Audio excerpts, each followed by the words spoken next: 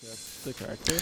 Alright, here we go. This is the main event. Silhouette, also massive Varangian guard jewels. Switching stance. Yeah, it looks amazing, right? We take a feel lot the of weight time so for the much. chain stance, yes. Yeah. Like I could do that for an hour. Alright, so here we have a heavy hero. So those heroes tend to be a bit less extravagant in terms of the amount of moves. So we have a 2-hit chain, right? So light heavy, heavy, heavy, heavy, light, Like heavy, yeah, etc. So first, let's go with the lights. We really wanted to do a superior block focus hero. So all of our lights have superior. You can see the ones in chains as well. Superior blocking chains as well. Later, whenever she has other lights, very nice. Superior block. That's just a thing that's going to be a recurrent. The lights are also enhanced. Great for offense, as for a 2-hit hero is pretty Exactly. useful. In our case, you want to get to your finishers. So make a lot of. They don't look undodgeable though, so you could dodge potentially. That weapon is quite heavy. Or deflect in the chain. It kind of really fits with the character as a whole. And then for the heavies, the heavy finishers are unblockable. So you can see like this wild swings. And if you notice, the She axe pins. gets embedded into the opponent. Pins on her in what we second call the hit. axial state. So what does that mean? When you That's probably a attack gank the setup opponent, there. you can do a headbutt to just reset your chain. But they can dodge that headbutt, in which case you can guard break them. If they do dodge attack, they will beat your guard break. So in this case, you can also just bait them to do it, parry or dodge or whatever. It's important to note that headbutt, for all you frame checkers out there, is 400 milliseconds. It is fully unreactable. We've done tests with people that have borderline superhuman reactions, and they were not able to react to them at all. So that's great. Very, very potent. So reactions do not matter in this case. That is interesting to hear. For the chain, I think the game has been said many times that they want to move away from reaction-based gameplay and make it into read-based, Like zone acts as a which is nice. then I guess we should jump. It means that yeah, people have to think a bit more about what they're doing rather than just relying on looking at the screen really intently and dive in. people pumping themselves with like, I don't know, She crashes down. whatever they need to do. exactly right. Like we usually tend to do. So it's great. You have dodge attacks as well. Yeah. So side dash light, front dash light. As you can see, because they're light attacks, they have this pure block property. Like if you attack me in top heavy, for example. Wow, that's pretty Crushing counter confirmed. And, Very for nice. the openers, of course, you have your enhanced light that helps, but with that shield, people are pretty used to just having a bash opener. Same as other heroes. Bash looks quite slow though. It helps you to get into that thing, get an extra way to open. And then that opener goes to that bash. That shield bash goes to your openers, right? So it doesn't go to your second hit of your chain. So it does open up for chains, but you get a chance to get a little bit deeper. Exactly. Just reset the chain. Various ways. Important to note, because we didn't mention it during the chain, she doesn't have a bash and chain. Her heavy finishers are already unblockable, so you're kind of gonna do your mix-ups with those instead. And so that was a conscious choice that we made as well, because her defense is quite potent, right? Having chain lights that, finisher lights that have superior block. They have like a long delay window. There's a lot of stuff we can do with that. So we wanted to really focus on her defense there. And there's another little move that we want to talk about right now, right? Yes. So with shields come great responsibility in a down stance. But this one is quite different. So first, it's kind of like a Ramusha, where it's just a full temporary block. base one. Okay, temporary full block. You can cancel your attack recoveries into it as well. But of course, I Recovery can cancel. full block. And I can get hit in the recovery. So it's just you're gonna get those moments where you can bait the dodge attack, for example, going to your down stance. But you got to be careful because you got to time it. And then if we look at the follow-ups, so let's see. You have the heavy, which is unblockable. There's something special here we can do in any stance. I think that's the first time we do that with Yeah, it's the first time that we end up having like those type of follow-ups be you can pick your stance. It's very, very much the core of For Honor to be able to attack in a specific stance, choose where you're going. And this also adds like another layer of depth to this hero a little bit, where it's like, well, I can pick my stance, I can go in a situational manner where I have somebody on my left, somebody on my right, what am I going to do with it? And so like the other follow-ups are also interesting as well, right? So so you got your top heavy for max damage, the side one if you want to hit someone on your side. You have the light attack. Of course, they have superior block as well, and can chain. You have the zone attack, so that's if you have like multiple people around you, for example. And just get away from the option. And then zone attack only does one less damage than the heavy, so as well. So of looks course like it will definitely be the useful one in a gank or anti-gank scenario. Used as well just to top heavy for a little bit more damage. Well, that's quite a lot actually, 27 for the normal heavy, so yeah. Over the 18 I think for the regular heavy follow-up. The animation on the other side is quite different than usual. That's a place where we decided, let's try something new, where whenever you block someone with this, you will bind them, right? Yeah. So that causes some difference. One, it gives you more time to decide what you want to be doing after, because you have so many options. Yeah, you can delay the follow-up like quite a bit.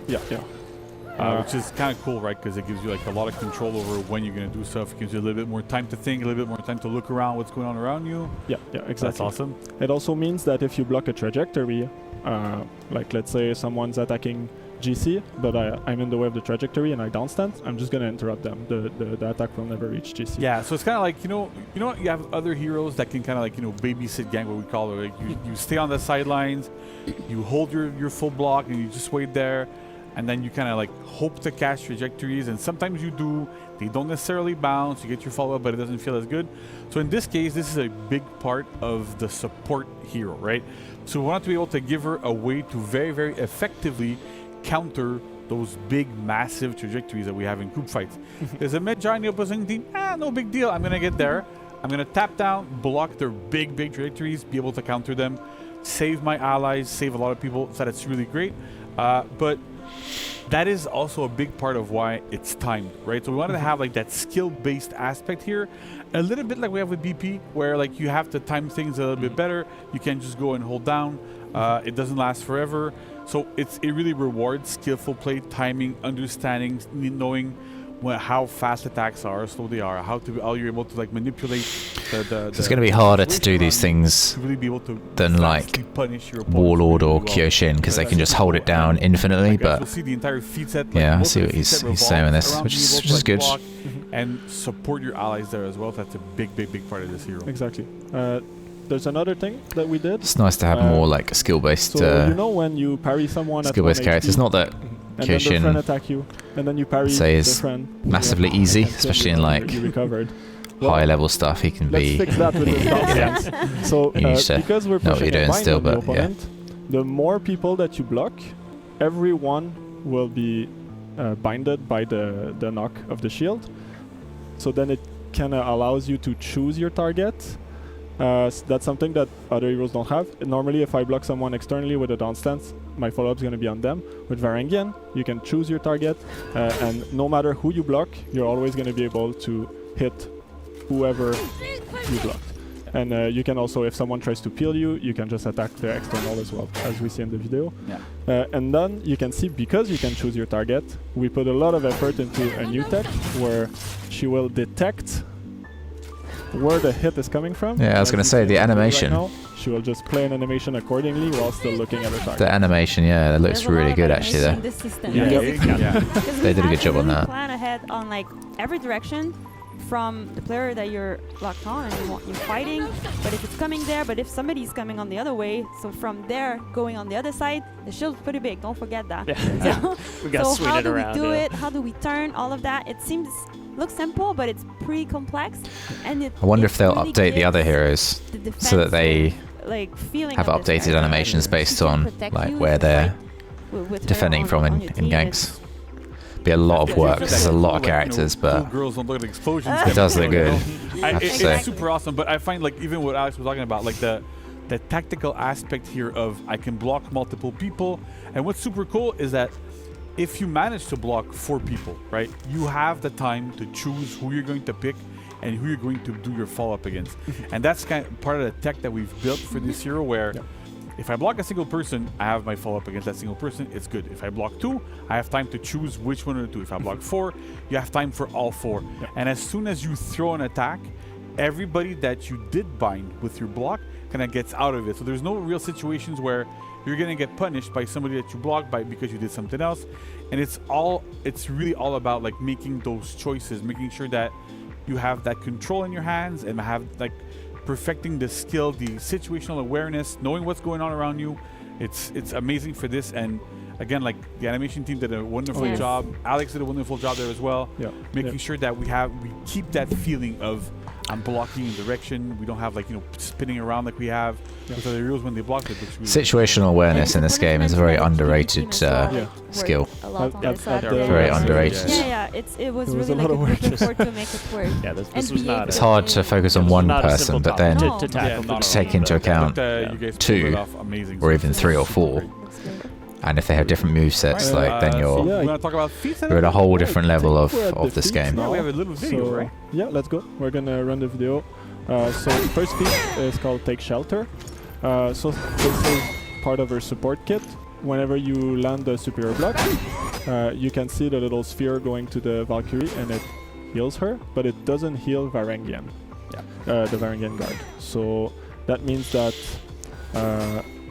you're basically just going to be standing there in team fights, healing all of your allies. Not going to help me much in a limb if I'm having to carry teams, if it's healing someone who's not there though. But you're not healing yourself. maybe we'll and there's no use a cooldown different on tier it, 1 and if you that's the have case. But it's a triggers nice, on every nice super block when touch. you're full Definitely block more and useful as well in your Dominion, I think. pressure blockers when you're using your lights, Exactly. so it triggers off of all that. If your team are alive still. Now, of course. for the feat 2, because your feat 1 is not keeping you alive, we have Mystia Ward, which is whenever you superior block an attack, you will gain a big defense buff for a short duration. That's kind of like the Lawbringer feat 3. Yeah, it's kind of like Righteous Affliction, right? But but it's on superior block instead of being on pack. Exactly. Just to make sure that whenever you're in those big team fights that you don't go down too fast. And now, to go back into the support, here's the Aesir Aura. So that one is every single time you land an unblockable heavy, you will pulse a AoE that will give a little attack buff to you and your friends. So that really allows you get that Aesir bind with the heavy, and then you and your friends. So it looks like you really want to prioritize those unblockables. With the damage buff. So all of this kind of plays into Get the more damage support in. and defensive and tactical aspects. I talked about that. It's really great though. And if you're in a proper team, set up your And ganks then, with feat that. 4, Kill them reclaim the quicker. land. So going back to fight the uncle. So as you see, it seems like it's a projectile from the sky, so that's kind of like a spear storm. It acts kind of like a catapult, so you cannot do it indoor.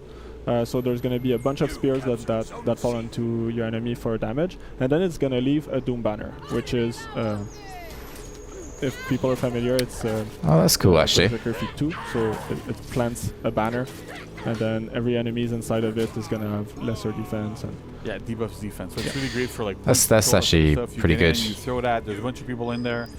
Even if they dodge out, well, then you can go into that banner and then try to beat me.